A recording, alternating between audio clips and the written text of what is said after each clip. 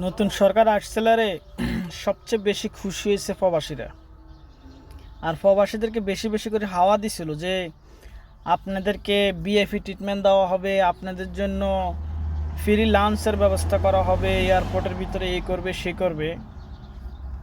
এখন তারা সবচেয়ে বেশি টার্গেট করতেছে প্রবাসীদেরকে। এ ফকিন্নি ইউনূস সরকার। দেখেন, প্রবাস থেকে মানুষের 2-1টা করে মোবাইল নেওয়া যায়, 3টা করে মোবাইল নিয়ে যায়। প্রথমে বন্ধ করছে যে এতগুলো মোবাইল আনা যেত না, মোবাইল একটা নিয়ে আসতে পারবেন বা 2টা নিয়ে আসতে পারবেন, বাকিগুলো ট্যাক্স দিতে হবে। এখন নিয়ম করছে আপনাদের হাতে যা বাড়িতে যারা ফ্যামিলি আছে সবার হাতে আমরা বাইরের থেকে মোবাইল নেওয়া আছে, 1-2টা করে ভাই বন্ধুদের মোবাইল দেওয়া হয়েছে। এগুলা 16 ডিসেম্বরের পরে বন্ধ হয়ে যাবে, অটোমেটিক বন্ধ হয়ে যাবে, আনঅফিসিয়াল বা অবৈধভাবে। তো যারা প্রবাস থেকে মোবাইল নিয়ে গেছে তাদের জন্য একটা ওয়েবসাইট আছে, ওখানে যায় এটা 1 মাসের টাইম দেওয়া থাকবে। 1 মাসের টাইমের ভিতরে এটা রেজিস্ট্রেশন করতে হবে। 1 মাসের টাইমের ভিতরে এটা রেজিস্ট্রেশন না করলে এটা অটোমেটিক বন্ধ হয়ে যাবে। আর যেহেতু মোবাইলটা বাইরের, সেহেতু এটা বাংলাদেশের কোনো বিলও থাকবে না, আর এটা ওপেনও করা যাবে না। তার মানে এটা একটা বড় টেনশন। অনেকে এটা পারবেও না, এটা নিয়ে একটু সমস্যা ক্রিয়েট হবে। তো সেই জন্য যারা জানে 16 ডিসেম্বরের থেকে 1 মাস টাইম থাকবে। আনঅফিসিয়াল মোবাইল যেগুলো প্রবাসীরা নিয়ে গেছে, যেগুলো অবৈধভাবে ইন্ডিয়া দিয়ে ঢুকছে বা অন্য অন্য দেশ দিয়ে ঢুকছে, ওগুলার ক্ষেত্রে আলাদা আলাদা আরও একটু কঠিন নিয়মকানুন আছে।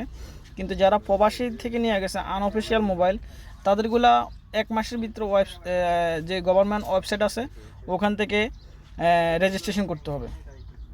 তো সবচেয়ে বড় কথা হচ্ছে এগুলার প্রক্রিয়াটা এত জটিল বাংলাদেশিদের জন্য করছে নাকি প্রবাসীদের জন্য করছে, এটা টার্গেটটা মূলত প্রবাসীরা। কারণ প্রবাসীরাই আনঅফিসিয়াল মোবাইল বলতে আমরা এখানে মোবাইল ইউজ করি, 1-2টা ইউজ করি, তারপরে যাওয়ার সময় আমাদের ফ্যামিলির জন্য আরও 1-2টা নিয়ে যাই, আমাদেরকে টার্গেট করা হয়েছে।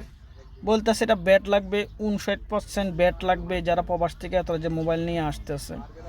বাংলাদেশে এত দুর্নীতি হইতেছে, তাদের ওগুলোর উপরে কোনো টার্গেট নাই, তারা মোবাইলের উপরে টার্গেট। মোবাইল কে কতগুলো মোবাইল নেয়, নাহলে 1-2টা মোবাইল নিয়ে যায়, এগুলোর উপরে টার্গেট। আর এত হাজার হাজার কোটি কোটি টাকার দুর্নীতি হইতেছে, ওগুলোর ভিত্তি কোনো খেয়াল নাই। তো প্রবাসীদের শান্তি নেই, প্রবাসীদের বিমানের ডাবল টাকা, সারা দুনিয়াতে থেকে 3 গুণ 4 গুণ বাংলাদেশের বিমান ভাড়া, এগুলোর দিকে কোনো তাদের নজর নাই, কিন্তু তাদের মোবাইলের প্রতি নজর।